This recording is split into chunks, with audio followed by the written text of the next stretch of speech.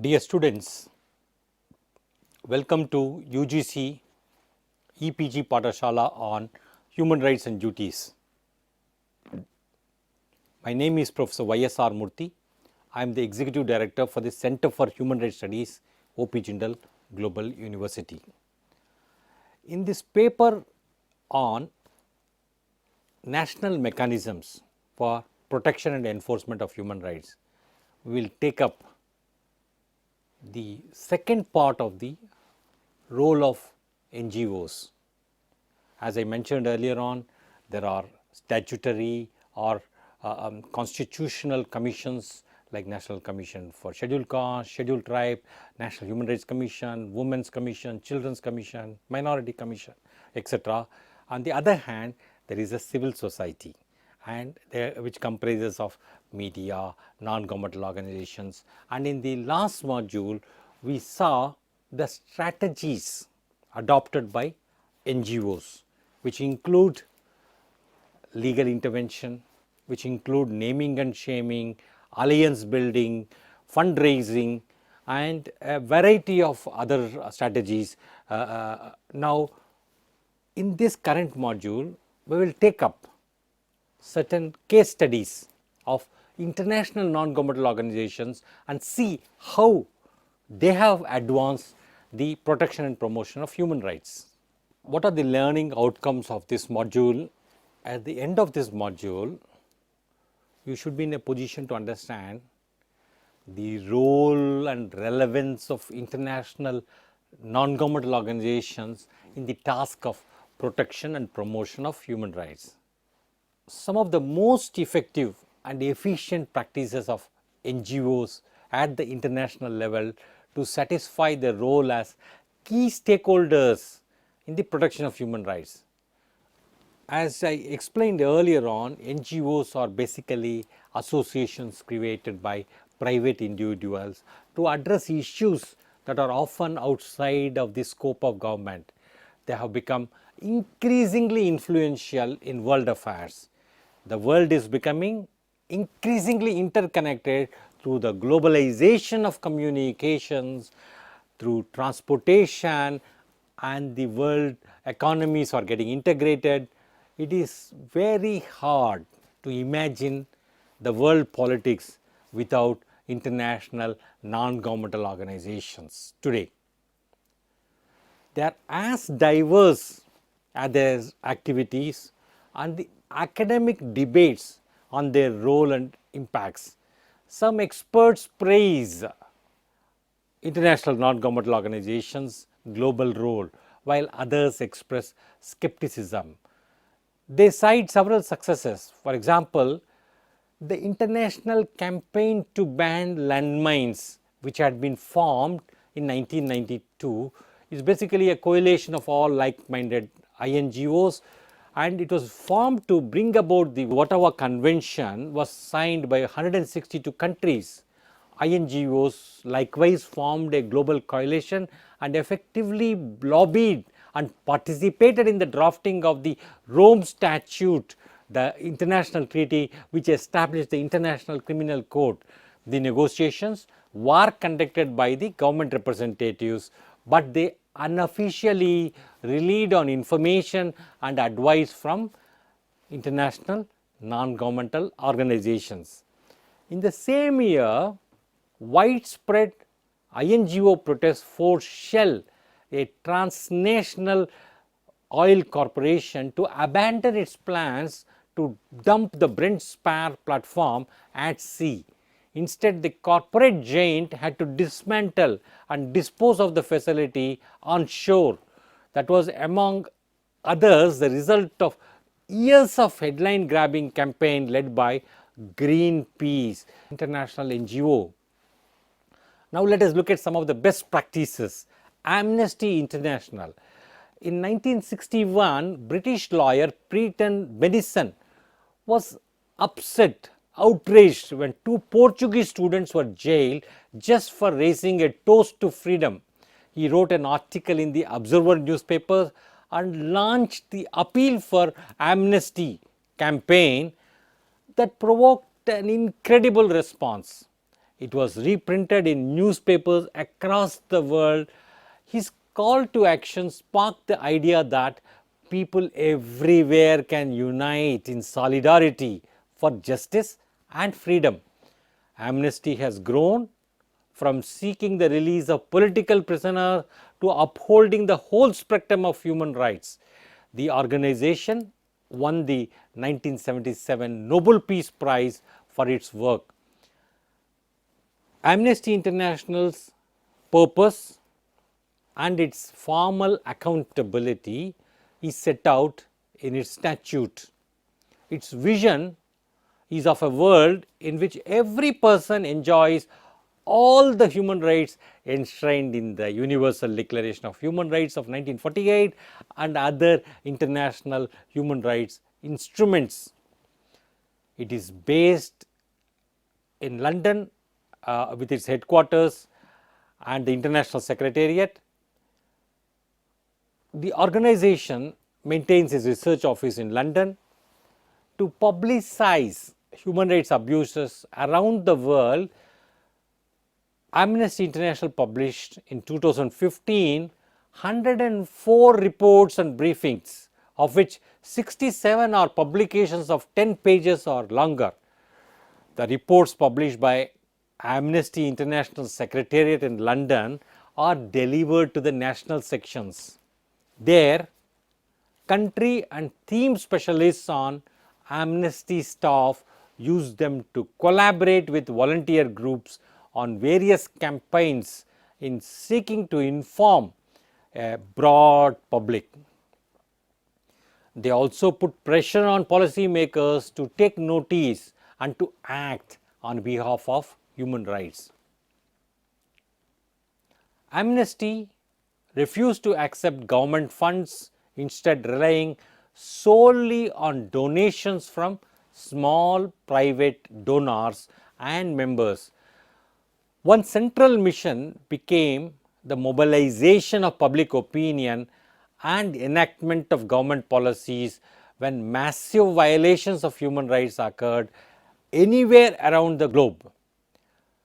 Darfur in Sudan became one of those cases.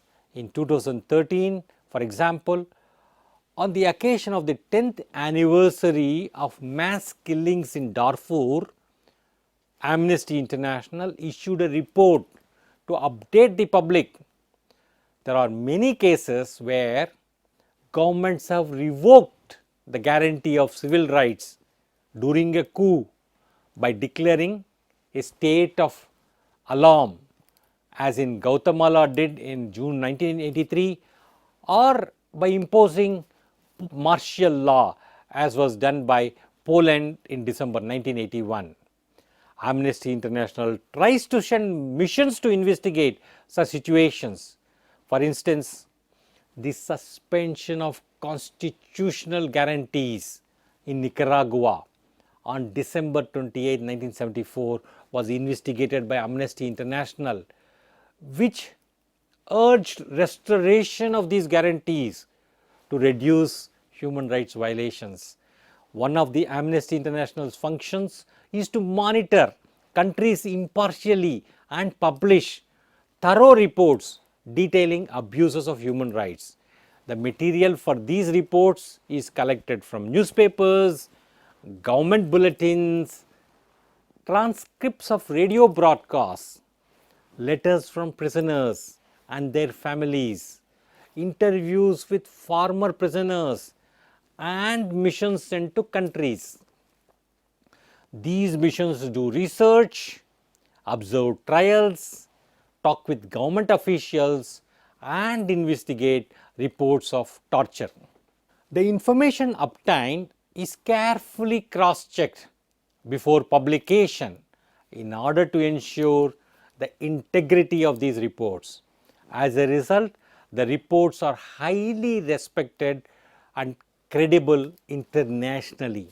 They are translated into at least 12 languages and are circulated to journalists, editors, diplomats, and other public figures. By exposing the violations performed by governments around the world, Amnesty International hopes to cause international pressure to end these abusive practices. Another role of Amnesty International involves action in individual cases. Adoption groups are the basic unit of this activity. A particular case is assigned by Amnesty International's International Secretariat to a community-based group of 10 to 25 people. These people write letters to the prisoner and his or her family, pressure the government to release or to stop torturing the prisoner, and even visit the prisoner if possible. Amnesty International's Urgent Action Network operates in a slightly different fashion. Every 2 to 4 weeks, Amnesty International members receive appeals for people who are in acute need. The situation occurs when a prisoner faces torture, needs immediate medical assistance, has disappeared or is held incommunicado, or plans to go on a hunger strike.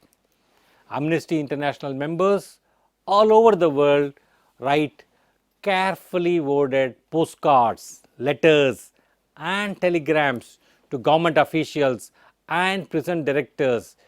The thousands of communications are an attempt to put pressure on the offending government to release the prisoner or at least ameliorate the conditions of his imprisonment. One of Amnesty International's most obviously successful endeavors involves Julio da Pena Valde, a labor leader in the Dominican Republic. Valde tells of how he was treated better with each batch of letters that arrived until he was finally released. Amnesty International Ireland's Rights Sparks program is offering free human rights education workshops for primary school teachers. The workshops introduce teachers to a range of human rights education and development, which can be integrated across the curriculum and encourage the development of skills, including literacy and working with others.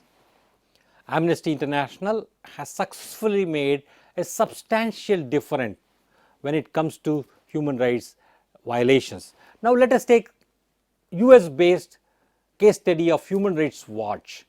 Human Rights Watch is a non-profit, non-governmental human rights organization made up of roughly 400 staff members around the globe. Its staff consists of human rights professionals, including country experts, lawyers, journalists and academics of diverse backgrounds and nationalities.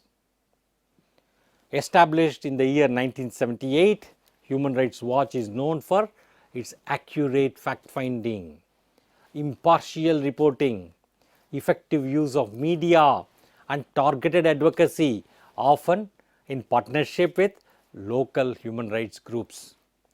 Each year, Human Rights Watch publishes more than 100 reports and briefings on human rights conditions in some 90 countries of the world, generating extensive coverage in local and international media. With the leverage this kind of coverage brings, Human Rights Watch meets with governments, the United Nations, regional groups like the African Union and the European Union, meets with financial institutions and corporations to press for changes in policy and practice that promote human rights and justice around the world. Human Rights Watch conducts regular, systematic investigations of human rights abuses around the world. The researchers work to an established, proven and consistent methodology based on information gathering from a broad range of sources and with field-based research at its core. Human Rights Watch researchers conduct interviews when investigating reported human rights abuses in order to understand accurately what occurred. Interviews are not the only form of evidence that Human Rights Watch uses during research and reporting. Human Rights Watch conducts extensive reviews of media reports, domestic legislation, international law, policy papers, academic reports, and civil society reports during the initial stages of and throughout the research process. Trial materials, government reports, conviction and sentencing materials are all often used to make cases in Human Rights Watch reporting. Data collected from sources such as the United Nations, regional intergovernmental bodies, and domestic government agencies are also analyzed to prove the existence and extent of human rights abuses. Examples of this include using US criminal sentencing data to prove racial discrepancies in the sentencing of juveniles to life without parole, or using patient payment records from hospitals in Burundi to prove inequitable and unethical treatment of patients. There have also been instances where Human Rights Watch researchers have collected and analyzed primary data, such as in a report enumerating war crimes in Kosovo that contains Human Rights Watch's own analysis of trends in the data. Recently, Human Rights Watch has begun to use satellite technology to expose rights abuses in closed regions. Satellite imagery is extremely effective for showing the before and after effects of major conflict, such as the destruction of villages or mass movements of people, such as the displacement of refugees. These time-stamped images give clear evidence of the before and after effects of an attack. Human Rights Watch administers the Hellman Hamid Grant Program for writers all around the world who have been victims of political persecution and are in financial need. The grants are financed by the estate of the playwright Lillian Hellman in funds set up in her name and that of her longtime companion, the novelist Dashiell Hammett. Since the program began in 1990, more than 600 writers have received grants, including several group grants to writers in Bosnia, Burma, Peru, and Sierra Leone. Even so, the recipients are a tiny portion of the many writers around the world whose books have been banned or who have been exiled, imprisoned, tortured, and harassed because of their work. Each year, Human Rights Watch presents the Human Rights Defenders Award to activists around the world who demonstrate leadership and courage in defending human rights. The award winners work closely with Human Rights Watch in investigating and exposing human rights abuses. Human Rights Watch established Child Soldiers International, formerly known as Coalition to Stop the Use of Child Soldiers, in 1998, along with a group of leading human rights organizations, including Amnesty International and Save the Children. Human Rights Watch is also a founding member of IFEX, formerly known as International Freedom of Expression Exchange, that monitors censorship, worldwide. Now let us look at another case study of International Federation for Human Rights, or called FIDH. It's an international human rights NGO federating 184 organizations from 112 countries. Since 1922, FIDH has been defending all civil, political, economic, social and cultural rights as set out in the Universal Declaration of Human Rights. It strongly believes that local actors are most capable of dealing with human rights concerns. As a result, FIDH works to reinforce the capacities and influence in their own region. Its primary beneficiaries are national human rights organizations who are members of FIDH, and through them the victims of human rights violations. FIDH also cooperates with other local partner organizations and actors of change. FIDH, using a wide range of methods that have proven successful, like that includes urgent responses, both public and confidential, investigative missions, judicial observations and legal defense, political dialogue, advocacy, legal action, public awareness campaigns. The organization relies on a network of international volunteer mission delegates and facilitates exchange among human rights defenders around the world in order to reinforce their expertise. FIDH constantly evaluates its activities in view of becoming more efficient and regularly adjusts its short, medium and long-term objectives as necessary. FIDH is one of the only international human rights organizations with a broad mandate to accompany the victims of international crimes like genocide, crimes against humanity, war crimes, torture and enforced disappearances in their legal proceedings. FIDH's involvement in these proceedings in a leading or support role varies according to the case.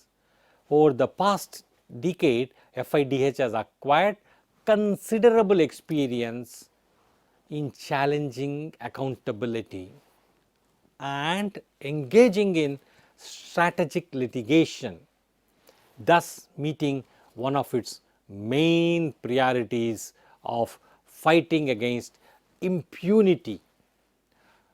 Through the unique dynamic interaction with its 184 member organizations in more than 110 countries, which are often the first interlocutors of victims in situations of grave human rights violations, and FIDH Litigation Action Group, which is a network of lawyers, magistrates and academics working pro bono and acting as legal representatives of victims of international crimes. FIDH has been able to successfully engage in a series of legal proceedings challenging individual criminal responsibility, but also the responsibility of states and of multinational corporations, with a special focus on the access to justice of victims of sexual crimes. In cases of lack of remedies at the national level, alternative means of redress for victims of these violations may be found outside the country. Judicial proceedings may be opened on the basis of extraterritorial jurisdiction. These proceedings face specific challenges, but the experience also reveals that they have a real impact in the country of perpetration of the crime. FIDH is also involved in judicial proceedings before international tribunals such as the International Criminal Court or internationalized tribunals, also called mixed or hybrid tribunals, such as the Extraordinary Chamber of Courts in Cambodia, which FIDH has been monitoring quite extensively. FIDH is involved as amicus or third party in a number of cases before the European Court of Human Rights and is increasingly involved in bringing cases before the African and Inter-American human rights courts and commissions. Now let us look at a case study of Forum Asia. Forum Asia is a network of 58 members in 19 countries as of January 2016 across Asia. It was founded in 1991 in Manila, the Philippines. Forum Asia is committed to building a peaceful, just, equitable and ecologically sustainable community of peoples and societies in Asia, where all human rights of all individuals, groups and peoples, in particular the poor, marginalized and discriminated, are fully respected and realized in accordance with internationally accepted human rights norms and standards. It does so by bringing together activists and stakeholders to tackle human rights issues. It tries to protect human rights defenders in Asia who find themselves in emergency situations. It advocates for human rights at the national, regional and international level, and it tries to build the capacity of its members and partners. Now let us turn our attention to Forum Asia's advocacy work on NHRIs. It's conducted by the NHRI's advocacy program. The program's main objective is to ensure that national human rights institutions are able to function in an enabling environment that is conducive for the actualization of their mandate and to advocate for the establishment of NHRIs in countries where such institutions do not exist, yet that are in full compliance with the Paris Principles. Its Human Rights Defenders program seeks to facilitate the creation of an enabling work environment for human rights defenders, including women human rights defenders, by reducing both actual and perceived threats stemming from the work and activities of human rights defenders and women human rights defenders.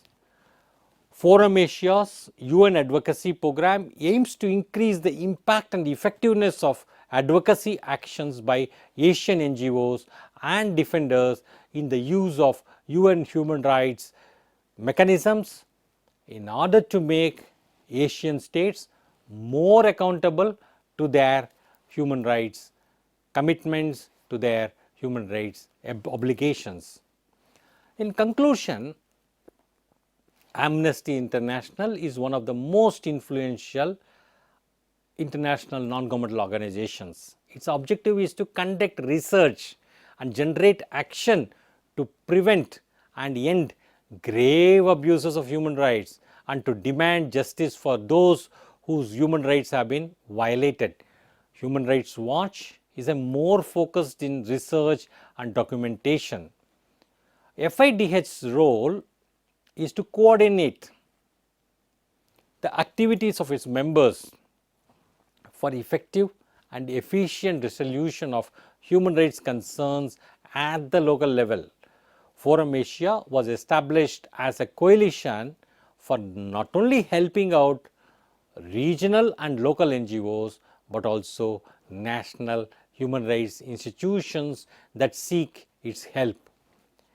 These organizations perform their roles in political, economic and social environments that are not the most conducive to realization of human rights, but they have each sustained by providing results of curbing human rights violations that could have been Herculean task in their absence. Thank you.